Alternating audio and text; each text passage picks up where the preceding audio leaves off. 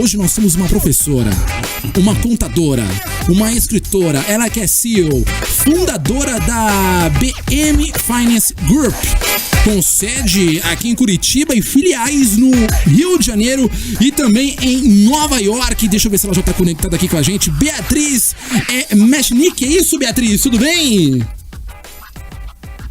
Beatriz, tá ouvindo? Olá, boa noite. Oi, estou aqui sim, é um prazer estar aqui com vocês nessa terça-feira. Seja bem-vinda, Bia. Como que pronuncia o seu sobrenome? É Machinique, Beatriz Machinique. Beatriz Machinique. Muito Isso. bem. Conta pra gente como que é esse lance de ser contadora, professora, escritora, CEO, fundadora da BM. Conta pra gente, compartilha aqui com o ouvinte do Desenrola. Sim, eu comecei o meu negócio cedo, com 14 anos, eu sou curitibana, hoje eu moro no Rio de Janeiro, eu vim abrir uma filial aqui da nossa empresa no Rio, temos uma filial em Nova York também, Ai, né, que que chique. Que legal. Mas assim, eu comecei trabalhando com consultoria financeira, né, há 11 anos atrás, para pequenos negócios. Depois nós fomos crescendo, hoje a gente faz terceirização de financeiros e a gente tem ajudado na prática empresários, né, no dia a dia, na parte de formação de preço, organização financeira, planejamento, e realmente finanças, ele é o coração de todo o negócio, né? Sim. E finanças ou traz peso ou traz leveza, e o que a gente tenta trazer hoje para os empresários é leveza em relação a esse tema. Você falou um negócio muito importante que é organização e planejamento. Organização e planejamento pra vida, né? Até pras coisas simples, né, Ana Paula, que a gente faz na vida, a gente tem que ter organização. E esse, quando você dá uma consultoria, quando você dá uma palestra, sei lá, você como professora também, né? É um dos maiores desafios, pelo menos você dando esse feedback pra gente. Eu acho que o planejamento dentro de uma empresa é tudo, porque eu já vi, isso já aconteceu perto de mim, por exemplo, trabalhar em empresas que não tem nenhuma organização financeira e às vezes quem acaba pagando por toda a situação é a galera lá embaixo, não, são os funcionários, enfim. E é o maior desafio esse ou não? Do empresário, do empreendedor? Sim, tem uma frase, né, que eu gosto que diz que quem não sabe para onde ir, qualquer caminho serve. Então, hoje, quem entende, empreender é um desafio, né, porque você não precisa só de capacitação técnica, você precisa de capacitação emocional e psicológica, né, frente aos desafios que empreender traz. Então, hoje esse empresário, ele se preocupa não só em pagar as suas contas, né, mas as contas da empresa. Muitas vezes é uma empresa que várias famílias dependem desse negócio.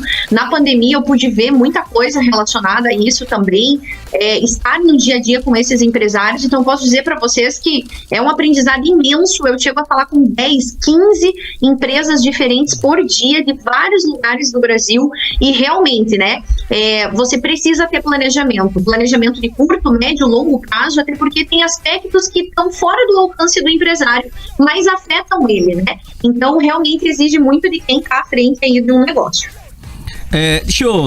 Boa noite, agora também entrei aqui no circuito aqui, deixa eu fazer uma pergunta. Eu acho que o empreendedorismo, ele acaba trazendo algumas responsabilidades, coragem e grandes desafios, mas acima de tudo, falou muito bem sobre planejamento, né? Eu acho que o planejamento, mas hoje a gente trabalha muito em cima da situação econômica também, e qualquer planejamento financeiro ou um planejamento até mesmo de evolução da empresa, de aumento de novas filiais.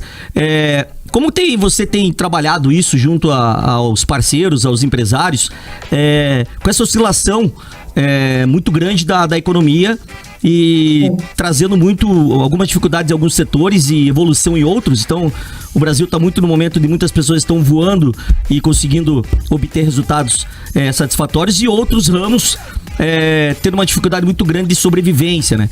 Como é que você tem atuado nessas duas frentes, nessas duas bases, para que as pessoas consigam manter o seu negócio e, acima de tudo, conseguir também os planejamentos continuar, com o mercado oscilando tanto para a parte de indústria, como para a parte do comércio, ou até mesmo para o agronegócio? Sim. Então hoje está um momento muito difícil, assim, um momento muito estranho ou muito ocioso da nossa economia, né? Principalmente. Uhum. Sim, o que eu costumo capacitar os empresários, né, em termos de você fazer uma divisão sobre naquilo que está na sua mão e que o empresário tem controle sobre aquilo, e aspectos que eu costumo chamar de mercadológicos, que são influências que o empresário ele está sujeito, mas ele não tem total controle sobre isso. E se encaixa na sua colocação, né? Mudança política, crises econômicas, instabilidades internacionais, como a gente teve um cenário de pandemia, a gente tem a questão da guerra. Toda crise, ela não afeta uma única pessoa, uma única empresa. Ela afeta, se ela afetar um setor, ela vai afetar toda a cadeia ali, né? Seja na indústria, no comércio, seja em quem produz, seja no consumidor final. Então, eu que estou no dia a dia aí com muitos empresários, hoje a gente atende todos os estados do Brasil, então eu consigo ter uma visão nacional do que está acontecendo em regiões específicas, e como a gente tem esse braço fora do país, a gente está sempre acompanhando esses impactos de fora também. O que é o importante para o empresário? Ele fazer esse exercício, né? O que são fatores que está na mão dele e ele precisa ter a capacitação técnica, emocional e psicológica para gerir isso da melhor forma, e o que são aspectos que não estão na mão dele. Esses aspectos que não estão no controle do empresário, você precisa analisar quantos por cento ou qual é o grau de sensibilidade da tua empresa em relação a essas oscilações, né? A gente começou 2023, por exemplo, com um recorde de inadimplência no Brasil.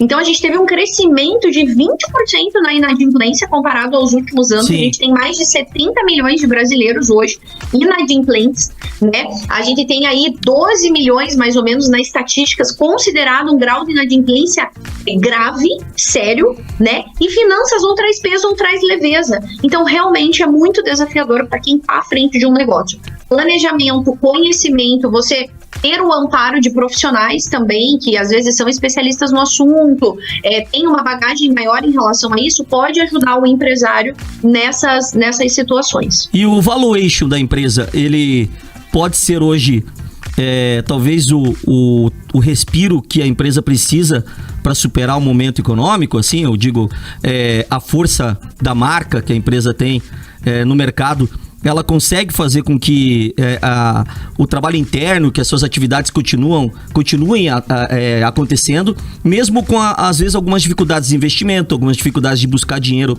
no mercado, e como você mesmo falou, inadimplência, que eu acho que hoje é o que mais pega também para liberação de crédito. Está tendo uma dificuldade muito grande hoje para liberação de crédito, aprovação de crédito. Então, as pessoas hoje que a gente vê muito, que dependem muito da movimentação do mercado, principalmente na parte de comércio, está sofrendo bastante por conta da limitação do crédito hoje também, né? O que acontece? Como a gente teve praticamente 2 anos, né, num cenário de pandemia, a gente teve muitas linhas do governo diferenciadas para trazer esse fôlego, esse suspiro para as empresas. Então, o que está acontecendo hoje é um reflexo, né, desses últimos, ali de final de 2019, começo de 2020 para cá. Então, a gente está falando aí de 2 anos, quase 2 anos e meio, onde a gente começa a ter um reflexo de todos esses créditos, essas linhas que foram liberadas, que eu não acho que essas linhas de crédito, elas ajudaram a resolver um problema, elas postergaram o problema para que as empresas pudessem ali sobreviver na pandemia. A gente, por exemplo, eu sei que o foco do tema não é a pandemia, mas só dando um exemplo, a gente atende muita rede de franquia, por exemplo, que é um nicho que nunca achou que ia ser afetado, principalmente quem está dentro de shopping. A gente tem muitas franquias concentradas dentro de shopping. E foi um meio muito afetado, né? Os entretenimentos aí foram todos fechados, shopping foi fechado, enfim, estão dando um exemplo para esse grupo, que é ali o pequeno empresário, o médio empresário. Teve muita linha de incentivo para ajudar quem estava no olho do furacão, por exemplo, da pandemia. Só que uma hora essa conta chega. Teve muitas linhas de crédito que deram, por exemplo, 1 ano de carência. Foi muito comum ser um ano de carência. Tá? Aí deu 1 ano de carência, jogou lá para 2020 o problema. Aí saiu novas linhas, teve muitos empresários pegando para quitar dívidas anteriores ou para dar mais um fluxo, mais um fôlego no fluxo de caixa. Aí jogou a dívida para onde? Para 2022. E aí 2022. E a economia não tá tendo essa ativação até por conta do momento inadimplente das pessoas. Então, nós estamos passando um momento bem complicado. E assim, o trabalho que você tem feito hoje, que tem atuado na frente dos empresários e principalmente também com uma consultoria que é muito importante, qual que você vê hoje do cenário, principalmente hoje atuando com as suas empresas, com os crescimentos que você está tendo, criando franquias fora do... Ou melhor, criando unidades fora do país. Como é que funciona hoje que você vê essa diferença de mercado? Você já está tendo hoje uma nova vertente fora do país, uma unidade fora do Brasil. O que você nota hoje com relação a incentivos e o que você nota hoje também como dica para algum empresário que está já tentando viabilizar a sua marca fora do país, por exemplo? Sim, nós optamos por segmentar, então a gente atende brasileiros, né? Tanto que a gente tem daqui 15 dias um evento em Portugal, por exemplo, que a gente reúne lá brasileiros de vários países. Junho eu tenho um evento na filial de Nova York, que a gente reúne empresários também de vários países. Então a gente foca no empresário brasileiro. O que a gente busca dar para esse empresário? Essa comunicação, né, de Brasil com outros países, no caso do país onde ele está. Hoje a gente atende a maior parte do nosso nicho internacional, são brasileiros que estão na América, né, empreendendo na América. Agora a gente está abrindo esse braço na Europa também, mas também para brasileiros. Então, o que eu vejo? Muitos não expandiram suas marcas, muitos fizeram uma marca lá fora, então optaram por tentar gerar renda lá fora, né? Então a gente tem essa variação cambial que traz uma vantagem, enfim, e outros estenderam suas empresas para fora também. Então eu acho que o maior desafio que a gente enfrenta, que eu sinto, é o de cultura, né? Principalmente falando do americano, né? Eu tenho acompanhado as notícias aí de entrada de vistos, né, brasileiros. Cresceu muito a demanda de brasileiros tentando visto, né, por exemplo, nos Estados Unidos, visto de trabalho, visto de empreendedor, visto de estudo. A cultura é muito diferente. O americano, eu acho que é válido comentar aqui, ele tem um insight que eu acho muito interessante, que ele pensa muito no tempo, nas horas. Então, geralmente, a remuneração é por hora.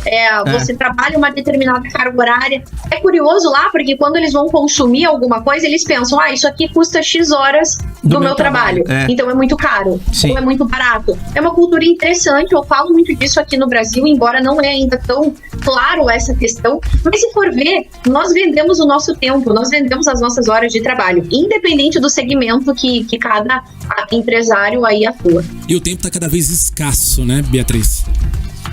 Sim, na verdade a gente tem a mesma disponibilidade de tempo, todos nós, né, 24 horas por dia, né, no Brasil, lá no Japão, da pessoa mais rica à pessoa mais humilde. A chave para mim, nesses últimos 11 anos que eu empreendo, né, eu não só empreendo, mas eu ajudo outras empresas. Hoje a gente atende mais de 100 empresas, né, dentro do nosso grupo, é o tempo. Então, o empresário, eu queria até deixar uma pergunta aqui para os ouvintes, né, se você só pudesse trabalhar 1 hora por dia no seu negócio, aonde que você gastaria essa 1 hora? Se você só tivesse 1 hora por dia para trabalhar na sua empresa, aonde que você gastaria essa 1 hora? Porque senão as pessoas têm sempre a sensação de que falta horas no dia, tá todo mundo sempre correndo, tudo é muito urgente, e o tempo é a coisa mais preciosa que nós temos, né? Sim, sem nenhuma dúvida, Mauão. Bom, muito bacana o bate-papo e a gente esclarecer algumas coisas aqui. Deixar já também a nossa gratidão aqui, agradecendo você por estar aqui disponibilizando esse espaço pra gente, esse tempo aqui. E principalmente pros empreendedores que estão ouvindo agora a Jovem Pan nesse momento.